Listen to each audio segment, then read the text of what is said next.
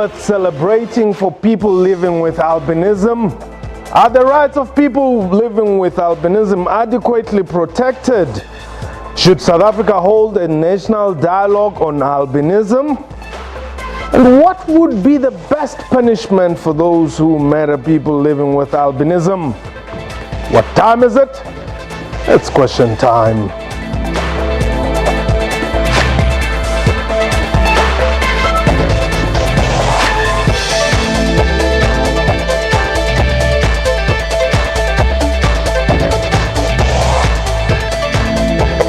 Khotsong, Mraro, Gurula, and welcome to the show. My name is Mpho Sedu. As the country commemorates Human Rights Day, attacks on people living with albinism has been a cause for concern for quite some time. During his keynote address at the main Human Rights Day event in Sharpeville, Deputy President David Mabuza issued a stern warning to those who continue to murder people living with albinism. Last month, a headless corpse of 13-year-old Gabisile Shabani was found in a shallow grave in Cullinan near Tshwane. Gabisile was found a few weeks after she and her 15-month nephew Nkosikona Ngwenya were kidnapped. They were allegedly kidnapped at gunpoint by three men who broke into their home in Mpumalanga. In a separate incident in the province, the grave of Xolani Mkhize, who died earlier this month, was violated. His left foot and both hands had been cut off. We are live, and you can call us, and they have used the numbers to dial 089-110-4210, internationally +2789110-4210. Tweet us your comments at question time 24, and a reminder that you can also stream us on our Facebook page, SABC News Online, and our YouTube channel, YouTube/SABC Digital News. My guest today, Mamlo Masondo Masbugo. She's the director at Albinism Society of South Africa, and Bleng Libatsi is, of course, a colleague here at the SABC. And on the line, we also have another colleague of ours, Bongile Mngani Mpolweni, who's our SABC reporter in Mpumalanga. Before we get into the discussion, though, let's have a look at what Deputy President had to say earlier today at the Human Rights Day celebration. Will be protesting and arresting people who are daring to kill people living with albinism. We do not want a repeat of what has recently happened in Mpumalanga, Emalahleni. We must refuse to be numbed by the persistent cruel murders of our young people. That was Deputy President David Mabuza calling on all South Africans to unite against crime being committed against the socially excluded groups in South Africa. Let me welcome you to the show. But perhaps before I even come to you, let me firstly just bring on Sibongile here. Bongi, welcome to the show. Just give us the latest update in terms of cases, or a case that relates to the murder and or mutilation of one or two or more people living with albinism in the province. You've been on those stories. Yes, Paul, good evening. The latest is the case that you mentioned of Gabisile, where they were kidnapped at gunpoint while sleeping at home, in their family home. These people broke in through the window, carrying guns, went straight to the room where she was sleeping, grabbed her, and went into another room where there are two kids there with albinism. They thought they were grabbing the 1-year-old, but they took another boy who was not, who doesn't have albinism. That case is currently before court. And the one suspect there, who is the Sangoma, whom we heard details of how they chopped up her body and traveled in a car with a bucket with the body parts after they have buried Gabisile in a shallow grave there in Cullinan. He's been denied bail, but 4 other suspects are in court. They were in court yesterday. Their lawyers have asked for time to prepare for bail application next week, Tuesday. And another case is that of the grave of Xolani that was violated, where they dug up his body. He was buried on Sunday, and the Monday they went to dug up his body and cut off some of his body parts. But there is another case that the police are investigating, which is linked to this, because there is a white woman that went missing in Witbank. there, that woman's body parts were also taken. There is another Sangoma arrested with regards to that case as well. Police now are linking these two cases with multi-killing. We know that the myth that is currently doing the rounds about people with albinism, it's because of their skin color. So the police were saying that there are similarities within these two cases, the white woman being killed and this one. Those suspects are also arrested in that case. Now, there's been a lot of protest, public outcry. Just give us some feedback around that. How have the community reacted in both cases? The community has reacted with so much anger. They were in court on the first appearance of the Sangoma. Yes. They pelted police with stones, demanding that he be released to them so that they deal with him. And in almost all the interviews that I've done with people with albinism, they are saying that enough is enough, and they are calling on the government to act harshly with these people that are hunting them down. They are saying that an eye for an eye, therefore they must bring back the death penalty so that people who kill people with albinism must be sent to death. Spoke to after the violation. I spoke to another albinism group where they have since fled their homes around here in Bombela, and they are in hiding at a church where they stay together there because they are scared that these people who dug up the grave might go for them now, and they're pleading with South Africans to stop hunting them down, saying that they are not animals, they are normal human beings just like me and you.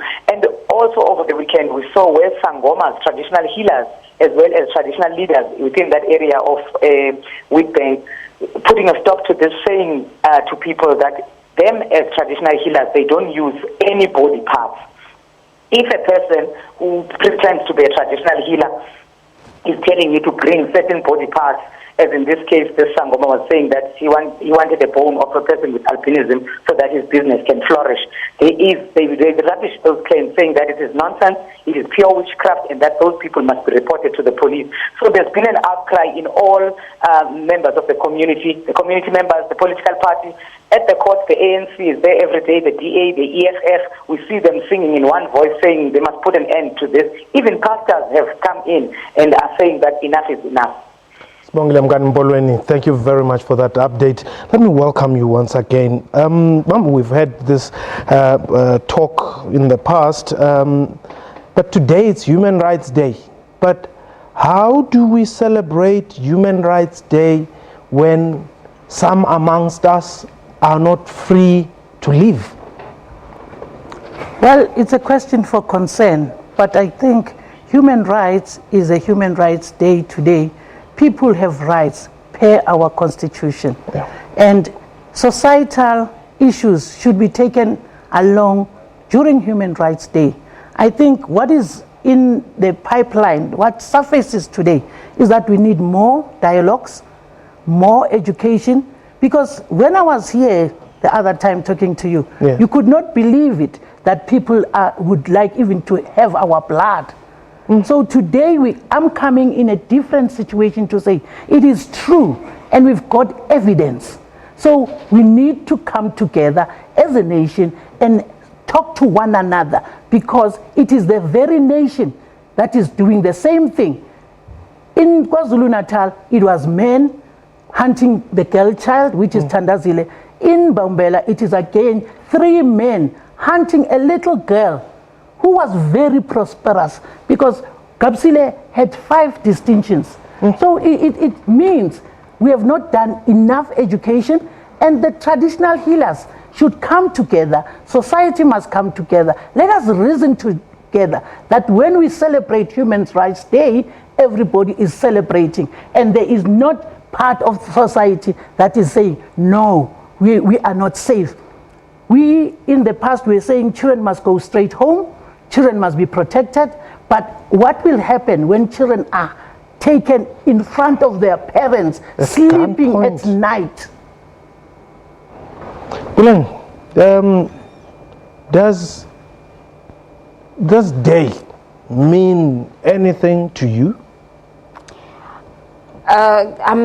I'm grateful that we're having discussions and we're having a deputy president raising awareness on our behalf. We have been doing it over the years. It's just that we are a minority, so in most cases our voices, our gatherings, our campaigns are never given enough platforms that they deserve. How do I help you? Well, we need to start adopting what we preach. So you would think that this happens to traditional healers only or in rural areas. Every person needs to start questioning what they believe about albinism, because discrimination happens everywhere. It's how you address a person with albinism, is what you think albinism is what you tell your child. As Mpotsedu, what do you tell your child when they ask you, what is albinism? Do you know what it really is? But maybe I'm thinking I'm at another world, because I'm saying, why should we still be battling with stereotypes and myths which we know for a fact that are unreal? Because there was no proof. Now you know, and we've got somebody that we can sit down and educate. What I think we should do, we should sit down with Mr. Kamede in KwaZulu-Natal in prison. Why did he do it? And educate the inmates. And from there we take him to say, this is what I did. And take Mthokozi Simsibi to say, why did you? Now it is a big syndicate. More people have been found. And the Gauteng people, Bling and myself would say they are not, we are not safe. But what we need to do is to educate Mpo to say, it's happening. How do we curb it? Hold it there. Alan, you are in Tata. Welcome. Ndiphila konda nakwetata. Godi Mpo. Ndizawubuza nje into yoba umama uXaluva Mfanazi lo uProperty Commission. Nesiyazi into yoba ngabana ngokwenkolo uligcisa. Ezinto zokuthathwa kwabantu baphila ne-albinism, sazi kabuhlungu yoba ngabana ngabantu benkolo yakhe ababenza ezi zinto. Then kutheni singamva evocal against inkolo yakhe eperpetration ezi zinto zimbi kangaka zenziwa inkolo yakhe than ukutsala intamende kwi-Christian religion only, angathunyelwanga kuyo yodwa kodwa ukuregulate inkolo. That Alan, ke ndambuza ke nam ngelixesha uMamXaluva into yobana inkolo yakhe ngeyiphi na. Wathi kum ungumKrestu. So okuthetha into yokubana ayiyonyani ukuba ligqirha. Ngoku masithethe siqondise enyanini into yobana uthe ungumKrestu. Okay, ukuba kunjalo ke Mpho, fine. But ke ngoku uthuleleni ke kule whether ungumKrestu okanye uligqirha. But ke ngoku yinkolo ethile le inengxaki nabantu abaphila ne-albinism. And ke ngoku sifuna simve njengomntu ophokela ngokhomission vocal against yonke le nto senziwa ngaba, even if ke akalogqirha. But ke ngoku uthuleleni because yinkolo le sithetha ngayo apha ukubulawa kwabantu noba kuthemba iiphathi zabo and all of that. Ivakele Dadwalan there in the Eastern Cape saying, look, what is the CRL Commission doing about this? Because these are people abusing their beliefs. So indeed, does the CRL have a role in this? Absolutely. You think so? Yes, absolutely. We have engaged with the CRL and we have signed an MOU with them as the Albinism Society. Yes. We have been having dialogues, but the issue is that once we teach people, it is good that the dialogues happened in KwaZulu-Natal and people are coming up and society is trying very hard to assist us. But as I said from the beginning, we need more campaigns, we need more time, we need to go to all provinces because we were in KwaZulu-Natal. Now it happens in Mpumalanga and not very long it will be happening. And it's not that it has not been happening. Other people have not reported their cases and other graves were not seen by anybody. Not that it's not happening, but we need to sit down and reason together as a country. It should come from the top to down. If the president says stop, he must be amongst us and walk the talk and assist us in getting the dialogues. because the CRL Commission we have even teachers who have gone even to the king, where we're dialoguing. We're not talking only about the killings, we're talking about the language. We need to say, how do you call? And albinism itself, we are called about our medical situation. Yes. So why am I not calling Nomasonto Mpo? And Mpo will say, which Nomasonto? And Nomasonto, Wale albino. hello? That's the term. Hello? So it means for us to reason together, talk, and it even goes to employment. You sit in an interview, the panelists, you can see from their faces that, hi, not this one. And we've got qualification. But it's good that the little education that has been done has opened up avenues. We've now have got evidence. Hold it there. Yandisa? Yes, Amdaga Tsedu. Enkosi kakhulu man bawusitsalela. Thanks for taking my call. You're welcome. You see, quickly, man, there's various aspects really that contribute or that perpetuate stereotypes against albinism. Yeah.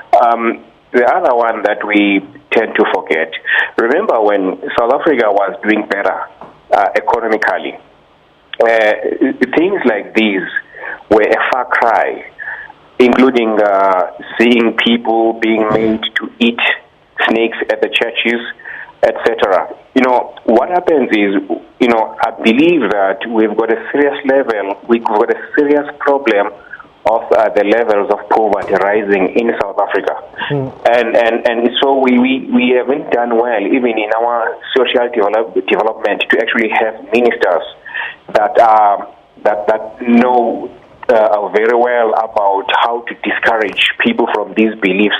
So that's one aspect that also contributes to these things. For instance, I remember last time we had a commissioner of police in the name of Ria Piecha when she visited Limpopo. I think it was after a woman was killed following a superstition of witchcraft, etc.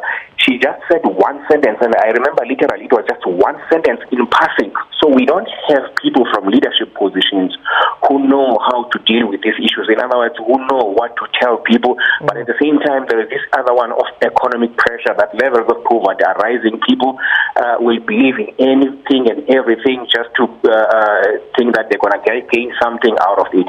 Thank you, Paul. I just wanted to make that point. Thanks very much, Andy. Indeed, I know you're probably going to tell me education, dealing with these stereotypes. Because the fact that people are digging graves means that people with albinism don't disappear.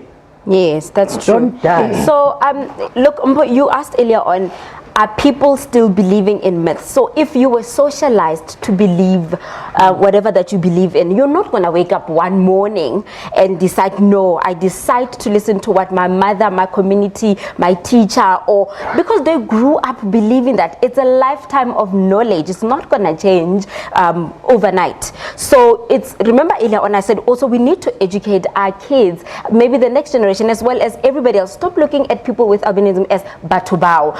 You know, Baba Bulaya Batubao. So when the minute you say Batubao, you're saying they're not like us. They are this little group which these things is happening to them only. So the minute you look at me and you see a young black woman, not a woman with albinism or a woman Wali Swafi, whatever, that's when you start to acknowledge that I'm a human being. So it's slowly but surely really accepting the fact that we are nothing but human beings, nothing else. Okay, now let's talk about reference now.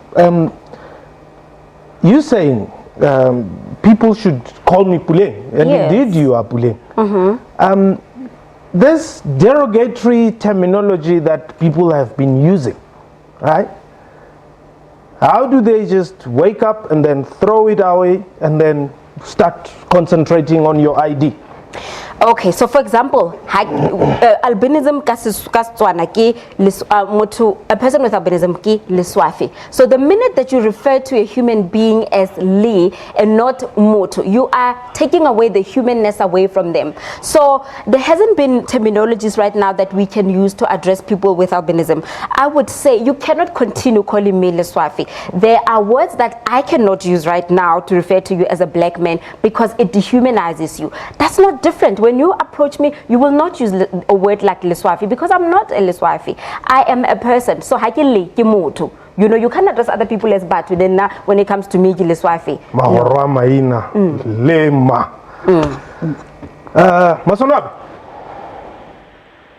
Masonabe? Dada. Engozi kakhulu. Ndiyabulela dada. Engozi dada. It's Masonabe here in Velcom. Let us first start with we need to go down straight to the villages in the rural areas where there's no people who have got ETVs like we are doing now. We are privileged, you know, to be in Velcom. We're watching TVs. We can see you guys are speaking about this thing of albinism, of people with albino being attacked. Yes. But now, what about those people that are in the rural areas?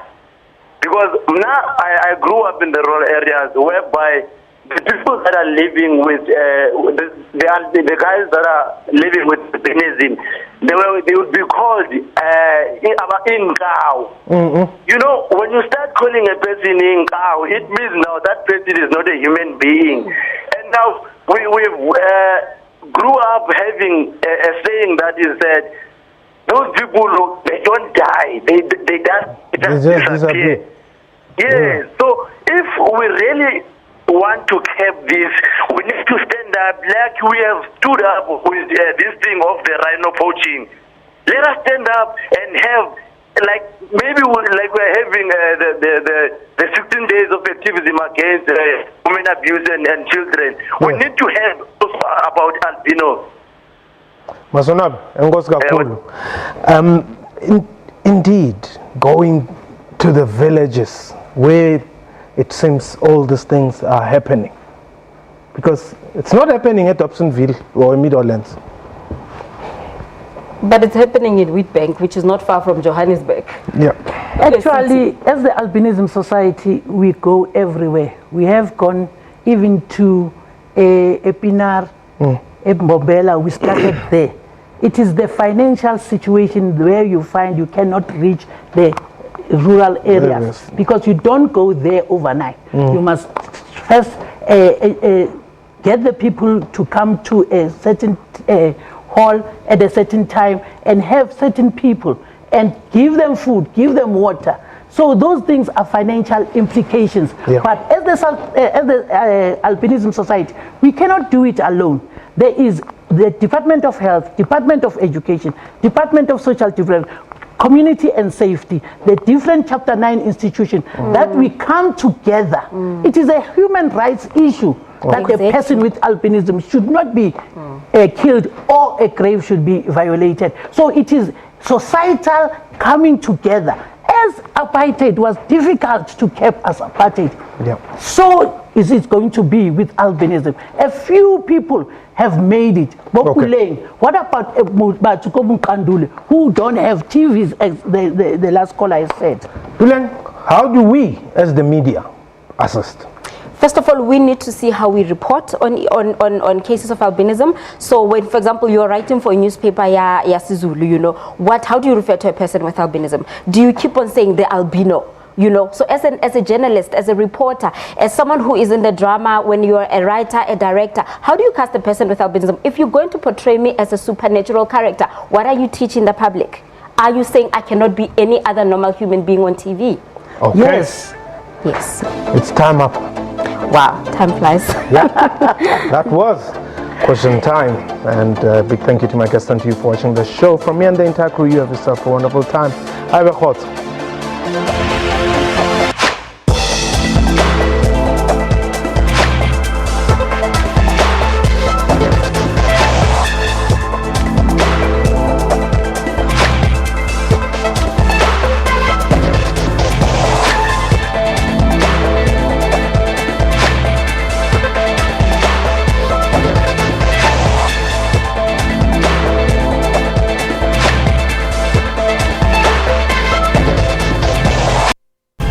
Our Bill of Rights is the cornerstone of democracy. It enshrines the rights of all people in our country and affirms the democratic values of human dignity.